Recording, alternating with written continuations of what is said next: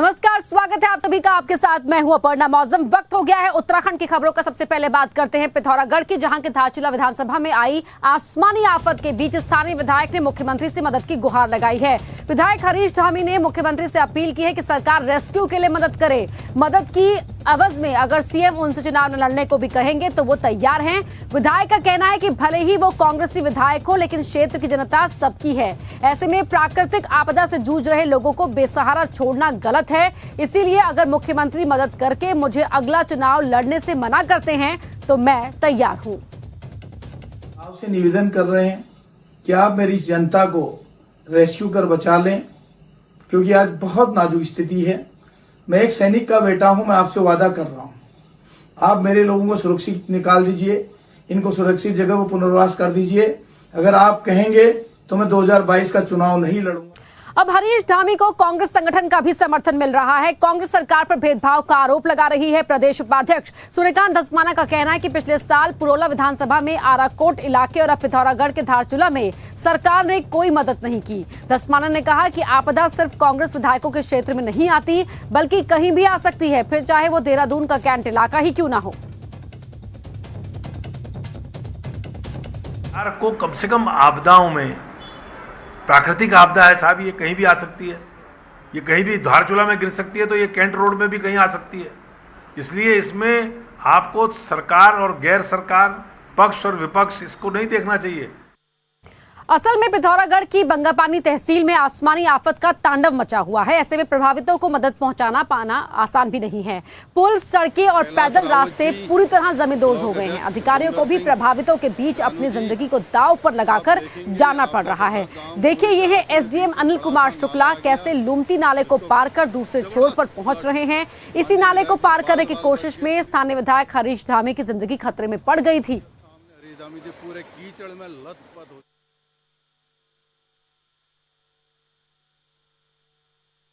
टिहरी के कुंजापुरी के हिंडोला खाल में एक मकान के ऊपर बोल्डर गिर गया। हादसे में 3 लोग दब गए। मलबे में शवों को बाहर निकाल लिया गया है। एक लड़का और एक लड़की का शव मिला है, जबकि तीसरे की तलाश जारी है।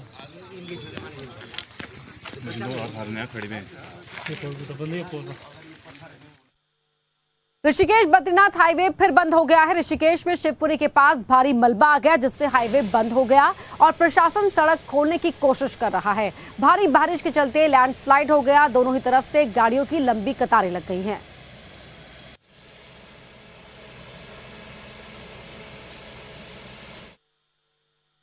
विकासनगर में गाड़ी मलबे में दब गई। गाड़ी में सवार 3 लोगों ने भागकर अपनी जान बचाई। मलबे में दबे होने से गाड़ी को पूरी तरह से नुकसान हो गया। मलबा आने से सड़क बंद हो गई। टमाटर लेकर विकासनगर गाड़ी आ रही थी। लोक निर्माण विभाग फिलहाल सड़क खोलने में जुटा हुआ है। कालसी चक्राता मोटर मार्ग पर जजरेड़ में यह हादसा हुआ है।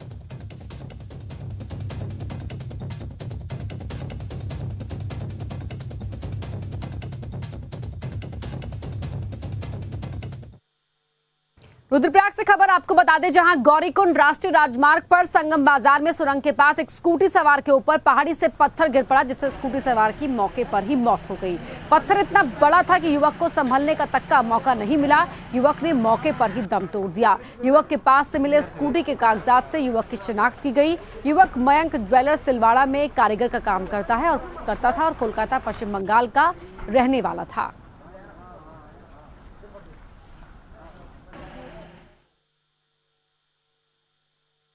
देहरादून के रायपुर इलाके की शिव कॉलोनी और भगत सिंह कॉलोनी में घरों में पानी भर गया, जिससे देर रात ही सहायता के लिए एसडीआरएफ की टीम पहुंची और लोगों को सुरक्षित रेस्क्यू किया गया। एक बुजुर्ग महिला को एसडीआरएफ के जवान ने अपनी पीठ पर लादकर बाहर निकाला। आप इन तस्वीरों में भी देख सकते हैं।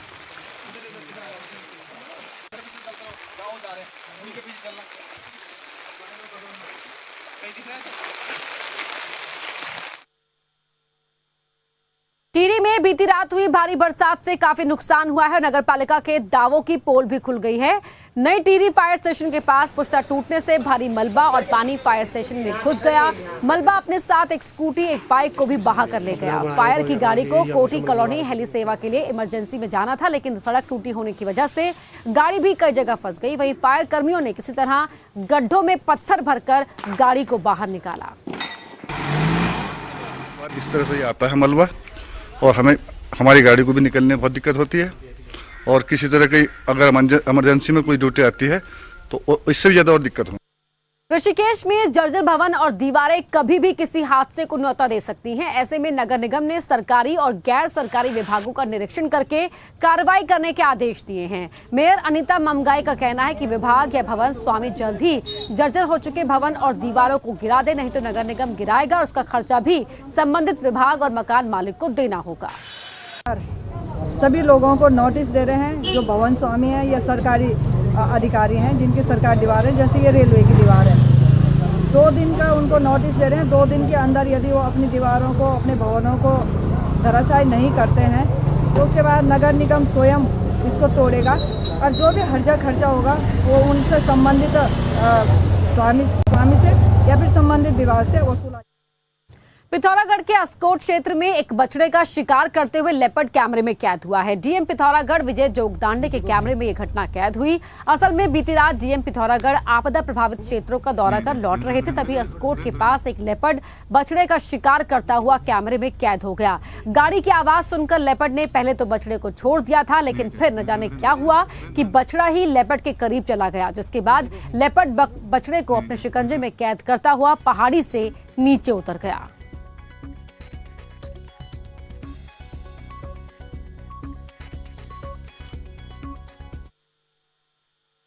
गुरुवार को हेल्थ डिपार्टमेंट ने लंबे वक्त से गायब चल रहे 20 डॉक्टरों की सेवा खत्म कर दी। इससे पहले भी सरकार इसी कार्यकाल में 100 से ज्यादा गायब डॉक्टरों को घर भेज चुकी है। इस मामले में सीएम त्रिवेंद्र सिंह रावत का कहना है कि दूर दराज के इलाकों में डॉक्टरों ने पहले नियुक्त तो कर दिया गया, लेकिन किसी ने देखा नहीं, पर उनकी सरकार ने ऐसे डॉक्टर्स की लिस्ट बनाकर कार्रवाई की।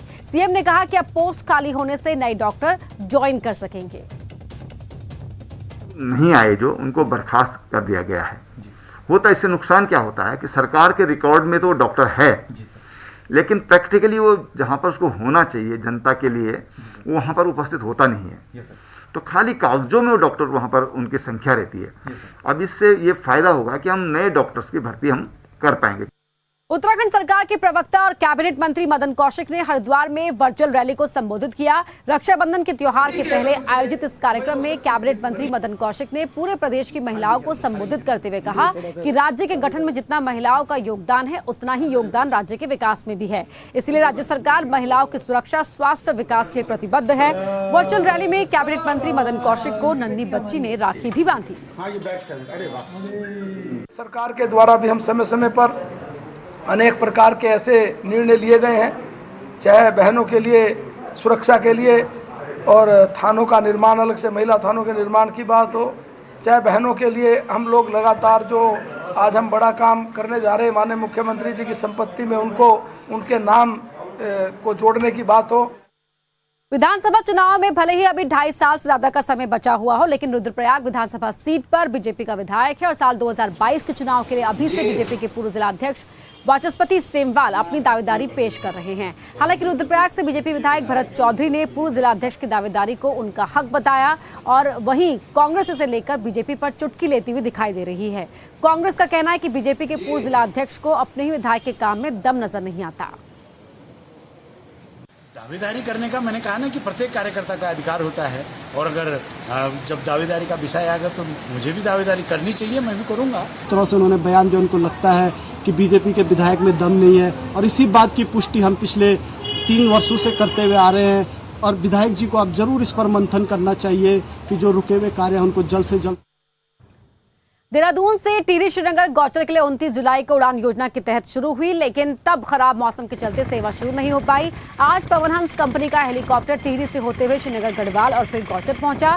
टिहरी से श्रीनगर बिना बुकिंग तो गौचर से लौटकर श्रीनगर से देहरादून के लिए हेलीकॉप्टर को 1 बुकिंग मिली।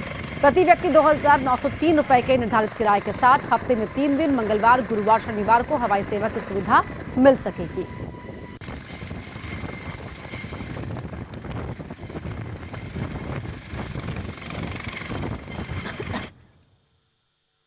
इंडो नेपाल बॉर्डर के नोमैंस लैंड नेपाल की तरफ से लगातार विवाद खड़े किए जा रहे हैं। पहले तार-बाड़ करने की कोशिश और अब भारत की जमीन पर अवैध कब्जा कर पेड़ लगाने का मामला सामने आया है। चंपावत जिले और उधमसिंह नगर की 100 किलोमीटर से ज़्यादा जो सीमांकन है वो खुली सीमाएं हैं और इन सीमाओं का सीमांकन शारदा नदी करती है। वहीं मैदानी क्षेत्रों में जो पिलर हैं वो दोनों देशों के बीच का सीमांकन करते हैं, लेकिन 54 पिलरों में से 5 से अधिक जो पिलर लापता हैं वही विवाद के बड़े कारण बनते जा रहे हैं।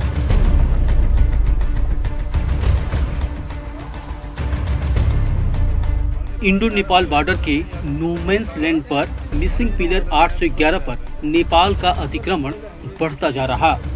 पहले तारबाड़ पूरी कर अब पौधारोपण कर विवादित जगह पर नेपाल कब्जे की नीयत से काम करने लगा है। चंपावत और उधम सिंह नगर में दोनों देशों का सीमांकन 14 पिलर करते हैं। दोनों देशों का सीमांकन करने वाले 5 से अधिक पिलर लंबे समय से गायब हैं। यही वजह है कि नो मैंस लैंड के 30 गज के दायरे में अवैध तरीके से नेपाल अपना अतिक्रमण बढ़ा रहा है। दो देशों के बॉर्डर का मामला होने के चलते चंपावत प्रशासन अपनी रिपोर्ट राज्य और केंद्र सरकार को भेज रही है। हालांकि इससे पहले भी दोनों देशों के अधिकारियों की बॉर्डर सर्वे को लेकर बैठकों के कई दौर चले हैं। देखिए, पिलर नंबर 811 जो मिसिंग है, वहाँ पर जो अभी तक एनक्रोचमेंट नेपाली नागरिकों के द्वारा किया गया है, उस संदर्भ में हम लोगों ने नेपाल कंचनपुर जिले के अधिकारियों से उनके समक्ष अपना प्रोटेस्ट हमने रखा है और जो स्थिति उत्पन्न हो रही है उस पर हम लोग रेगुलर कम्युनिकेट करते हैं, हमारा वार्तालाप होता है। इंडो नेपाल बॉर्डर के नो मैंस लैंड पर नेपाल के बढ़ते कब्जे अतिक्रमण के मामले देश के लिए एक बड़ा खतरा बनते जा रहे। कम से कम नो मैंस लैंड में सीमांकन करने वाले मिसिंग पिलर और ब्रह्मदेव के पास नेपाल का ताज़ा विवाद तो यही संकेत दे रहा। मौजूदा समय में नेपाल के द्वारा उन विवादित जगहों पर कब्जा करने की नीति पर काम कर रहा है, जो भारत के लिहाज से और सुरक्षा के लिहाज से ठीक नहीं है। Kamlesh Bhatt, news 18, Indo Nepal border. Haridwar में चोरों के हौसले बढ़े हुए हैं और केंद्रीय मंत्री रमेश पोखरियाल निशंक के कैंप ऑफिस पर ही चोरों ने धावा बोल दिया। मंत्री रमेश पोखरियाल निशंक का कैंप ऑफिस हरिद्वार से सांसद भी हैं। रमेश पोखरियाल निशंक ऑफिस के अंदर तोड़फोड़ कर चोरी का सामान चोरी किया गया। कैबिनेट मंत्री मदन कौशिक के घर के पास है ऑफिस। सूचना मिलने पर मौके पर पहुंची पुलिस मामले की छानबीन शुरू की गई।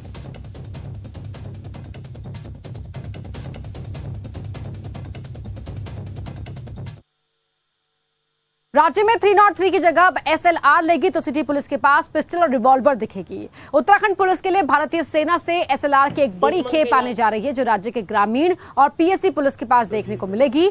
सिटी पुलिस में भी बड़े हथियारों को हटाकर पिस्टल, रिवॉल्वर जैसे छोटे हथियार आने वाले दिनों में देखे जा सकते हैं। माना जाता है कि शहरी क्षेत्रों पर बड़े हथियार की जगह शॉर्ट वेपन कारगर होते हैं। इसी को देखते हुए सिटी पुलिसिंग में फोर्स को छोटे हथियार दिए जाएंगे।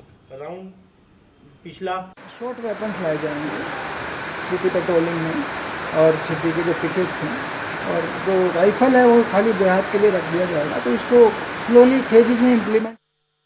देहरादून में करीब 18 लाख के बैंक फ्रॉड मामले में डीआईजी अरुण मोहन जोशी ने एसआईटी गठित कर दी है। एसआईटी की जिम्मेदारी सीओ नेहरू कॉलोनी को सौंपी गई है। बता दें कि बीती 20 जुलाई को फ्रॉड करने वाले शख्स ने खुद को कार शोरूम का मालिक बताकर बैंक से फर्जी तरीके से 18 लाख रुपए की चपत लगाई थी, जिसमें बैंक ने वीआईपी ग्राहक समझते हुए बिना सत्यापन के 18 लाख की राशि ट्रांसफर कर दी थी। जिन खातों में पैसा ट्रांसफर हुआ, ये खाते पश्चिम बंगाल के हैं। सीओ नेहरू कॉलोनी पल्लवी त्यागी ने बताया कि मामले पर पूरी छानबीन की जा रही है। बैंक मैनेजर ने अज्ञात के खिलाफ एफआईआर दर्ज कराई थी।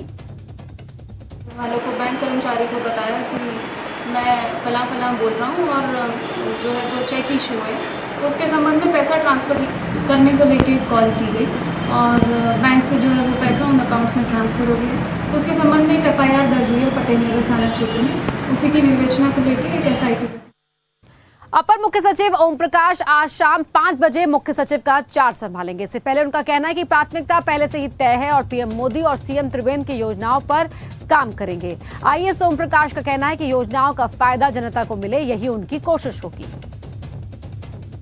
प्राथमिकताएं तो पूर्व निर्धारित हैं और प्राथमिकताएं माननीय प्रधानमंत्री जी, माननीय मुख्यमंत्री जी, भारत सरकार और राज्य सरकार द्वारा निर्धारित हैं, तो उन्हीं के अनुरूप कार्य होगा और ये प्रयास होगा कि जो उनकी अपेक्षाएं हैं और जो उत्तराखंड की सम्मानित जनता की अपेक्षाएं हैं उनको शीघ्र पूरा किया जाए। मार्ग में जो आने वाली बाधाएं हैं, अवरोध हैं, उनको सतत प्रभावी अनुश्रवण द्वारा उनको दूर किया जाए, ताकि राज्य की आर्थिक उन्नति हो सके और जो वर्तमान परिदृश्य है इससे हम।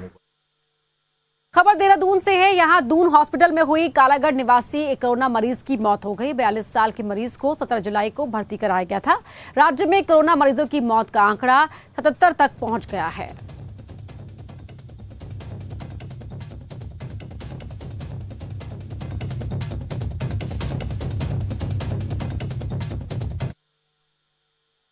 वहीं ऋषिकेश में भी कोरोना संक्रमित की मौत हुई है। एम्स में भर्ती दून निवासी 42 साल के शख्स की यहां मौत हुई। इससे पहले दून अस्पताल में भी कोरोना मरीज की मौत हुई थी और अब मौतों का आंकड़ा बढ़कर 78 पहुंच चुका है। तो एम्स में एडमिट दून निवासी 42 साल के एक शख्स की मौत भी हो गई थी।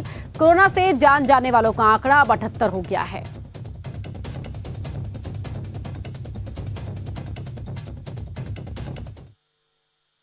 राज्य में पुलिस के 100 से ज्यादा जवान अब तक कोरोना पॉजिटिव हो चुके हैं, जिससे अब पुलिस विभाग की चिंताएं बढ़ने लगी हैं। 106 में से सबसे ज्यादा 46 पॉजिटिव पुलिसकर्मी नैनीताल के हैं, जबकि राज्य के 1363 पुलिसकर्मियों को क्वारंटीन किया गया है। अब पुलिस ज्यादा एहतियात के साथ काम कर रही है। उत्तराखंड पुलिस के 106 केस आज हो गए, 100+। इनमें से सिर्फ 9 लोग ही वापस लौट पाए हैं ड्यूटी पर। मुझे उम्मीद है धीरे धीरे सभी लोग लौटेंगे हमारे। तो यही कोरोना की जांच का दायरा बढ़ाने की मांग को लेकर यूथ कांग्रेस ने पिथौरागढ़ में प्रोटेस्ट किया। प्रदर्शनकारियों का कहना है कि सीमांत जिले में लगातार कोरोना फैल रहा है, बावजूद इसके कोरोना के टेस्ट काफी कम हो रहे हैं, जिस कारण भविष्य बड़ी महामारी का खतरा भविष्य में बना हुआ है।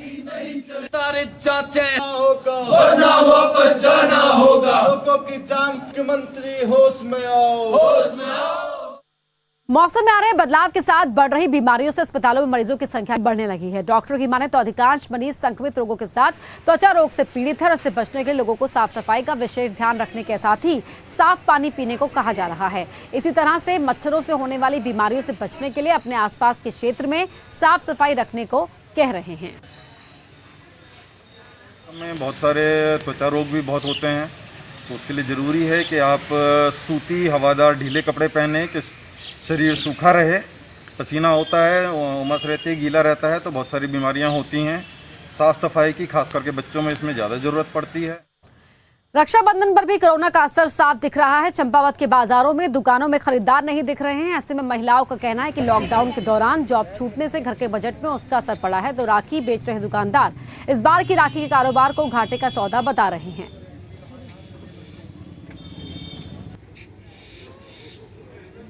इस बार क्या कहते हैं, लॉकडाउन की वजह से राखी के फेस्टिवल पे भी बहुत असर पड़ रहा है। दूर से लोग जा नहीं पा रहे हैं कहीं, और एक डबल किराया देना पड़ रहा है। तो इस वजह से बहनें जो हैं अपने भाइयों से उतना मिल नहीं पाएंगी। ग्राहक आ रहा है, कम से कम दाम में ज़्यादा से ज़्यादा राखियाँ मांग रहा है। पिछले 10 वर्षों के दौरान ये सबसे कमज़ोर, मतलब कह सकते हैं कि सबसे कम से कम मार्जिन रख के भी राखियाँ नहीं बिक पा रही हैं। हरिद्वार से सांसद और केंद्रीय मंत्री डॉक्टर रमेश पोखरियाल निशंक द्वारा नई शिक्षा नीति लागू करने पर उनके समर्थकों में खासा उत्साह है। हरिद्वार के प्रेमनगर घाट पर डॉक्टर निशंक समर्थकों ने गंगा में दुग्धाभिषेक कर डॉक्टर निशंक का आभार व्यक्त किया। इस दौरान उनके समर्थकों ने कहा कि नई शिक्षा नीति लागू करके डॉक्टर निशंक ने ऐतिहासिक काम किया है।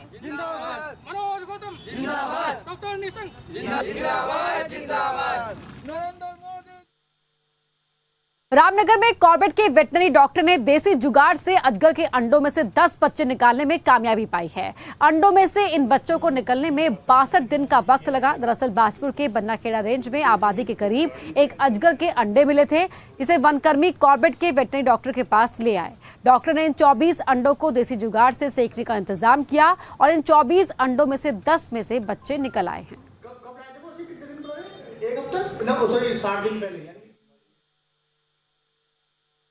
लॉकडाउन के दौरान देहरादून नगर निगम से जुड़े नए वार्डों में से 4 वार्डों में आज से घर घर कूड़ा उठाने की व्यवस्था शुरू हुई है, जिसके लिए नगर निगम ने आउटसोर्स से इन वार्डों में डोर टू डोर कूड़ा उठाने का इंतजाम किया है।